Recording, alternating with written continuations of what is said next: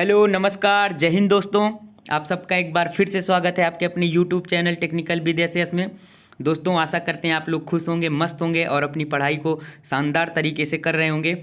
दोस्तों आज का जो एमसीक्यू होने वाला है लेथ मशीन के ऊपर होने वाला है। हम आप लोगों को लेथ मशीन के ऊपर कम से कम 200 से 250 क्वेश्चन कराने वाले हैं और डेली हम ये सीरीज चला रहे हैं। आप लोग को पता ही है CITS एंट्रेंस एग्जाम 2023 के लिए। तो आपको ये वीडियो जो है दोस्तों डेली हम 20 से 25 क्वेश्चन ऐसे करके 3-4 या फिर समझ लीजिए 6-7 वीडियो जो लग जाए, क्योंकि थोड़ा थोड़ा करके आपको प्रोवाइड करेंगे तो ताकि आप लोग को ईजी रहे क्वेश्चन को करने में भी और याद करने में भी, और जो है दोस्तों ज़्यादा वीडियो भी लंबी ना हो। ये दोनों पर्पज़ से जो है दोस्तों हम आप लोग को जो है ये फिटर के जो ट्रेड थ्योरी के MCQ करा रहे हैं, जो है आप लोगों को लेथ मशीन के ऊपर कराएंगे दोस्तों। तो आज का जो है हमारा पहला वीडियो होने वाला है MCQ का लेथ मशीन के ऊपर। तो चलिए हम आज के MCQ क्वेश्चन को करते हैं लेथ मशीन के ऊपर, और ये MCQ या लेथ मशीन के लिए हम आप लोग को लगातार पिछले 7-8 दिन तक प्रोवाइड करेंगे दोस्तों। और जो लोग दोस्तों नए जुड़ रहे हैं इस चैनल से, अपने यूट्यूब चैनल से, वो प्लीज़ चैनल को सब्सक्राइब कर लेंगे अपनी CITS एंट्रेंस एग्जाम 2023 की प्रिपरेशन के लिए। दोस्तों ये प्रिपरेशन आप लोग के लिए जो है बहुत ज़रूरी है, क्योंकि आपके जो CITS एंट्रेंस एग्जाम होते हैं वो इतने ईजी नहीं होते हैं। तो ये जो क्वेश्चन होने वाले हैं दोस्तों, ये फिटर, टर्नर, मशीनिस्ट, किसी भी ट्रेड के लिए जो तीनों ट्रेड बता रहे हैं बहुत ही इंपॉर्टेंट होने वाले हैं। तो चलिए आज के सेशन को शुरू करते हैं। आज के पहले क्वेश्चन की तरफ चलते हैं दोस्तों। तो ये रहा आपका आज का पहला क्वेश्चन। पहला क्वेश्चन कह रहा है दोस्तों, लेथ मशीन का स्पेसिफिकेशन निम्न में से किसके द्वारा नहीं किया जाता है। स्पेसिफिकेशन मतलब दोस्तों कि सबसे पहली बात तो दोस्तों लेथ मशीन क्या होती है, सभी मशीनों में से जो समझ लीजिए सबसे मुख्य मशीन होती है किसी भी वर्कशॉप के लिए, जिस पर हम कोई भी जो है जॉब पर संक्रिय कर सकते हैं। ड्रिलिंग, बोरिंग, रीमिंग जो होता है, taper turning, step turning, facing, सारी प्रक्रियाएं जो है हम लेथ मशीन पर कर सकते हैं। तो लेथ मशीन जो होता है हमारा स्पेसिफिकेशन का मतलब, जैसे हम मार्केट में कोई चीज़ खरीदने जाते हैं तो हमें उसके प्रॉपर्टी या फिर उसके बारे में बताना होता है कि हमें ऐसा ऐसा जो है चाहिए क्वालिटी की। जैसे मान लीजिए हम साइकिल खरीदने जाएँ तो हम क्या बताएंगे, छोटी साइकिल चाहिए, बड़ी साइकिल चाहिए, कंपनी का नाम बताते हैं, ये हरकुलिस की चाहिए, हीरो की चाहिए। तो वैसे लेथ मशीन की स्पेसिफिकेशन का मतलब उसके जो है हम खरीदने जाएंगे तो उसको जो है कैसे व्यक्त करेंगे, हमको उसकी हाइट क्या चाहिए, या फिर हाइट कहने के बाद या उसका चौड़ाई कितना चाहिए, उसके जॉब प्लेट की ओपनिंग कितना चाहिए, उसमें जो है स्पिंडल कैसा है, कंपनी कैसी, ऐसी बहुत सारी चीज़ें होती हैं जो आपके स्पेसिफिकेशन के अंतर्गत आती हैं। तो आपका स्पेसिफिकेशन पूछ रहा है किसके द्वारा नहीं किया जाता है। बेड की कुल लंबाई तथा जॉब का अधिकतम व्यास जो बेड के ऊपर टर्न किया जा सके, केंद्र की ऊंचाई तथा दोनों केंद्रों के मध्य की अधिकतम दूरी से, स्पिंडल का बोर साइज, और आखिरी क्वेश्चन आखिरी है आपका दोस्तों ऑप्शन नंबर डी। आपका ऑप्शन नंबर डी है लेथ मशीन की ऊंचाई से। तो दोस्तों जो आपका लेथ मशीन का स्पेसिफिकेशन है वो ए ऑप्शन से भी जो लिखा है किया जाता है, बी से भी, सी से भी। जो आपका डी ऑप्शन है लेथ मशीन की ऊंचाई से, तो लेथ मशीन की कोई ऊंचाई से आप जो है स्पेसिफिकेशन उसका नहीं करते हैं। तो आपका राइट आंसर जो पूछ रहा है दोस्तों, यही पूछ रहा है कि कौन सा नहीं है, तो आपका राइट आंसर हो जाएगा डी, लेथ मशीन की ऊंचाई से। बढ़ते हैं नेक्स्ट क्वेश्चन की तरफ दोस्तों। लेथ बेड पर बने बी मार्गों का कोण होता है। तो लेथ का जो बेड बना होता है, लेथ मशीन पर जो बेड बना होता है उसमें बने वी मार्ग का जो कोण होता है दोस्तों वो कितना होता है, 60 डिग्री, 90 डिग्री, 120 डिग्री, 150 डिग्री। तो जो उसका कोण होता है दोस्तों, वैसे तो मुझसे निकल गया, आपका राइट आंसर क्या हो जाएगा, राइट आंसर बी हो जाएगा, 90 डिग्री। जो लेथ मशीन पर वी मार्गों में जो कोण बना होता है ग्रुप का, वो 90 डिग्री होता है दोस्तों। राइट आंसर आपका क्या हो जाएगा, राइट आंसर हो जाएगा ऑप्शन नंबर बी। बढ़ते हैं नेक्स्ट क्वेश्चन की तरफ दोस्तों।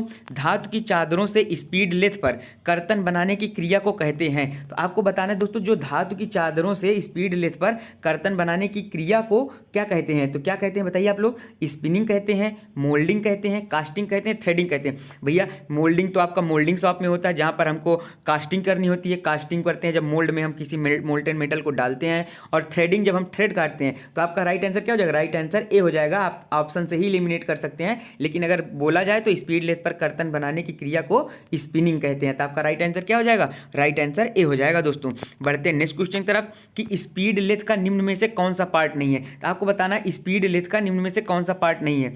कौन सा पार्ट नहीं है, spindle, tell stock, head stock, lead screw व फीड रॉड। तो आपका जो स्पीड लेथ होता है दोस्तों उसमें लीड स्क्रू व फीड रॉड नहीं होता। क्या, लीड स्क्रू व फीड रॉड जो है दोस्तों नहीं होता है। तो आपका राइट आंसर क्या हो जाएगा, राइट आंसर डी हो जाएगा दोस्तों। ये जो MCQ की सीरीज मैं चला रहा हूँ फिटर की या टर्नर या मशीनिस्ट के लिए बहुत इंपॉर्टेंट होने वाली है आप लोगों के लिए। जो लोग नए जुड़ रहे हैं प्लीज़ जो चैनल को सब्सक्राइब कर लें, क्योंकि आपके कोई भी कॉम्पिटेटिव एग्जाम हो, CITS एंट्रेंस एग्जाम तो आप समझ रहे हैं इसका भी सेंट्रल लेवल का एग्जाम होता है, ऑल इंडिया लेवल का एग्जाम होता है। कोई भी इसरो DRDO टेक्नीशियन हो गया, लोको पायलट की वैकेंसी होगी, कोई भी वैकेंसी में जो क्वेश्चन आते हैं, अगर आप CIT एंट्रेंस एग्जाम में बैठेंगे तो आपको उससे एक कदम आगे ही मिलेगा, कम नहीं मिलेगा, क्योंकि इसमें बहुत ज़्यादा क्वेश्चन का लेवल अप रहता है। मैं बता रहा हूँ क्योंकि मैं एग्ज़ाम दिया हूँ और मैंने खुद प्रिपरेशन की है, तो इसलिए मैं आप लोग को बता रहा हूँ। तो हल्के में ना लीजिए। अगर आप CITS एंट्रेंस एग्जाम की प्रिपरेशन कर रहे हैं अपने ट्रेड थ्योरी की, चाहे फिटर से हो, इलेक्ट्रीशियन से हो, मशीनिस्ट से हो, टर्नर से हो, तो आप अगर उसकी तैयारी कर रहे हैं तो साथ ही साथ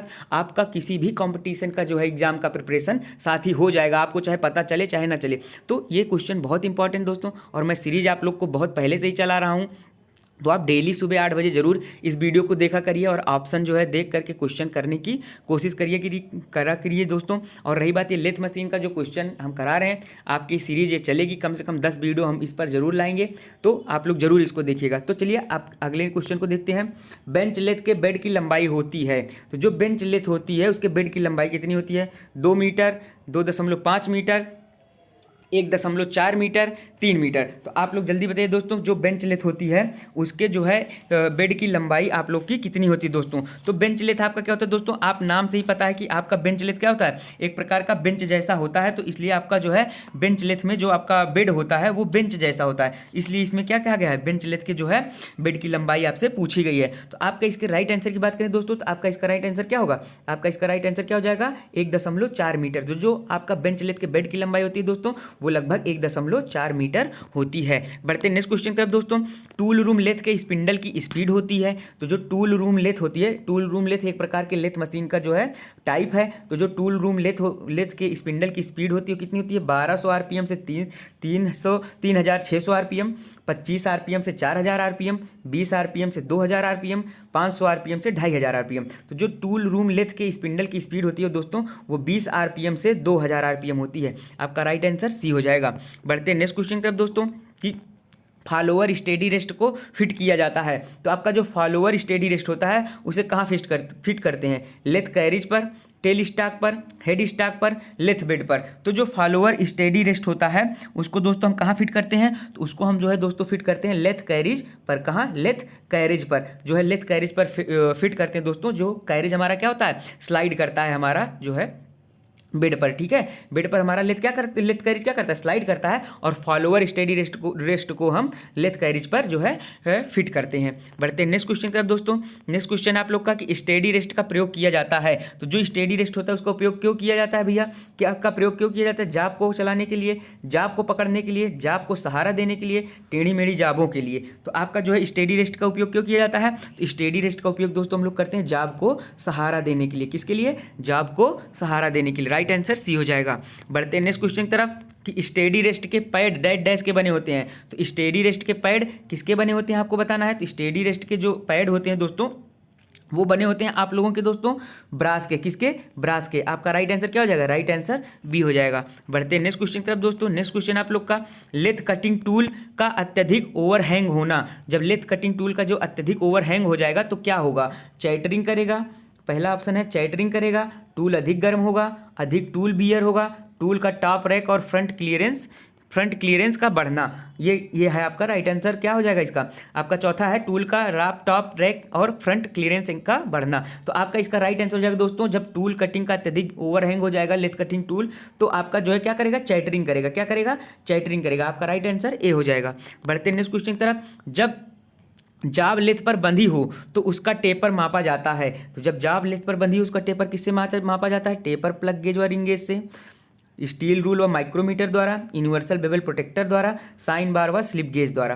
तो जब आपका लेथ पर जॉब बंधा होता है तो उसका टेपर दोस्तों हम यूनिवर्सल बेवल प्रोटेक्टर से मापते हैं। बहुत इंपॉर्टेंट क्वेश्चन है दोस्तों, इसको स्टार मार्क कर लीजिएगा। ये क्वेश्चन पूछा गया है कई बार, कई एग्जाम में पूछा गया है कि जॉब लेथ पर बंधी हो तो उसका टेपर किससे मापते हैं? तो यूनिवर्सल बेवल प्रोटेक्टर द्वारा। राइट आंसर सी हो जाएगा। बढ़ते हैं नेक्स्ट क्वेश्चन की तरफ दोस्तों कि टेल स्टॉक स्पिंडल के ऊपर थ्रेड प्रयोग होता है, तो जो आपका टेल स्टॉक होता है उसके स्पिंडल के ऊपर कौन सी थ्रेड प्रयोग होती है? Square thread, left hand square thread, right hand square thread, multi start thread. तो सबसे पहले दोस्तों बात की जाए तो जो थ्रेड कटी होती है वो पहले स्क्वायर थ्रेड होती है। कौन सी? स्क्वायर थ्रेड होती है। सबसे पहले अगर क्वेश्चन पूछ ले टेल स्टाक स्पिंडल के ऊपर कौन सी थ्रेड कटी होती है, अगर आपका ऑप्शन दे दे square thread, buttress thread, V thread, Acme thread, तो आपका राइट आंसर हो जाएगा स्क्वायर थ्रेड। लेकिन यहाँ पर स्क्वायर में भी कौन सी थ्रेड कटी होती है, तो कटी होती है लेफ्ट हैंड थ्रेड। कौन सी? Left hand thread. आपका राइट आंसर क्या हो जाएगा? राइट आंसर बी हो जाएगा। कौन सी थ्रेड कटी होती है? लेफ्ट हैंड थ्रेड कटी होती है टेल स्टाक के स्पिंडल के ऊपर थ्रेड जो कटी होती है। ठीक है, अब बढ़ते हैं नेक्स्ट क्वेश्चन तरफ दोस्तों। नेक्स्ट क्वेश्चन आप लोग का कि टेल स्टाक बैरल के अंदर कौन सा टेपर बना होता है। तो जो टेल स्टाक के बैरल के अंदर कौन सा टेपर बना होता है दोस्तों, पहला है मॉर्स टेपर, जानो taper, metric taper, brown and sharp taper. तो जो टेल स्टाक के बैरल के अंदर टेपर कटा होता है दोस्तों वो मॉर्स टेपर कटा होता है। आपका राइट आंसर ए हो जाएगा। बढ़ते हैं नेक्स्ट क्वेश्चन तरफ दोस्तों। नेक्स्ट क्वेश्चन है लेथ बेड की धातु होती है। तो लेथ के जो बेड होता है उसकी धातु क्या होती है? संघन तंतु ढलवा लोहा, ग्रे कास्ट आयरन, मृदु इस्पात, मध्यम कार्बन इस्पात। तो जो आपका लेथ बेड की धातु होती है दोस्तों वो होती है आपकी ग्रे कास्ट आयरन की। किसकी? ग्रे कास्ट आयरन की, जो एक कंप्रेसिव स्ट्रेंथ को जो है मजबूती से जो है सहन करता है, या फिर कह लीजिए जो बेड होती है वो क्या करती है? भार को सहन कर लेती है। तो ग्रे कास्ट आयरन के अंदर क्या होता है? ये जो है प्रॉपर्टी होती है, इसलिए जो है हम लोग ग्रे कास्ट आयरन का बनाते हैं। लेथ बेड की जो धातु होती है वो ग्रे कास्ट आयरन की होती है। बढ़ते हैं नेक्स्ट क्वेश्चन तरफ दोस्तों। लेथ स्पिंडल की धातु होती है। तो लेथ स्पिंडल किसका बना होता है? उच्च कार्बन इस्पात का, मिश्रित इस्पात का, मृदु इस्पात का, मध्यम कार्बन इस्पात का। तो जो आपका लेथ स्पिंडल की धातु होती है दोस्तों वो होती है आप लोग की मिश्र इस्पात की, मतलब एलॉय स्टील की। किसकी? एलॉय स्टील की। आपका राइट आंसर क्या हो जाएगा? बी हो जाएगा। एलॉय स्टील की होती है लेथ स्पिंडल की धातु। बढ़ते हैं नेक्स्ट क्वेश्चन तब दोस्तों। निम्न में से कौन सा पार्ट लेथ का नहीं है? आपको बताना है कौन सा पार्ट लेथ का नहीं है भैया। लेथ का कौन सा पार्ट नहीं है? Saddle, bed, column, tail stock. तो दोस्तों जो है आपका सैडल भी होता है, बेड भी होता है, टेल स्टाक भी होता है। जो आपका कॉलम है ये नहीं होता है। कॉलम किस में होता है? कॉलम आपका होता है ड्रिलिंग मशीन में या ड्रिल मशीन में होता है। तो आपका राइट आंसर क्या हो जाएगा? सी हो जाएगा, क्योंकि यही पूछ रहा है कौन सा लेथ मशीन का पार्ट नहीं है। तो पार्ट नहीं है, कौन सा नहीं है? कॉलम नहीं है। बढ़ते हैं नेक्स्ट क्वेश्चन तरफ दोस्तों। नेक्स्ट क्वेश्चन है आप लोग का दोस्तों आज का आखिरी क्वेश्चन है। लेथ मशीन के कैरेज व क्रॉस स्लाइड को निम्न में से किस यंत्रावली द्वारा स्वचालित फीड प्राप्त होती है? स्वचालित मतलब ऑटोमेटिक फीड किस यंत्रावली द्वारा प्राप्त होती है? मोस्ट इंपॉर्टेंट क्वेश्चन है।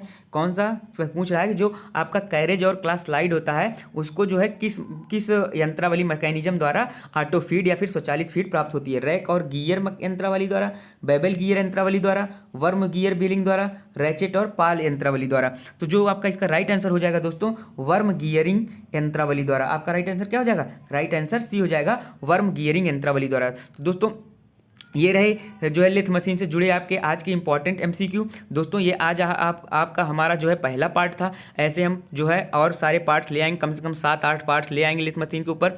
तो दोस्तों आप लोग डेली सुबह 8 बजे जरूर जुड़ जाइएगा हमसे इन वीडियो के क्वेश्चन को देखने के लिए, क्योंकि ये बहुत इंपॉर्टेंट एमसीक्यू है दोस्तों। और जो लोग दोस्तों आखिरी तक बने होंगे, आशा करते हैं उनको वीडियो पसंद आई होगी दोस्तों। ऐसे एमसीक्यू हम आप लोगों के लिए डेली ला रहे हैं दोस्तों। तो अब दोस्तों आपको यही करना है कि चैनल नया है, हम आप लोग के लिए मेहनत कर रहे हैं, प्लीज़ आप लोग भी सपोर्ट दिखाइए। चैनल को सब्सक्राइब करके वीडियो को जरूर लाइक कर लीजिएगा दोस्तों। मिलेंगे कल की नेक्स्ट क्लास में 8 बजे। तब तक के लिए दोस्तों जय हिंद, जय भारत।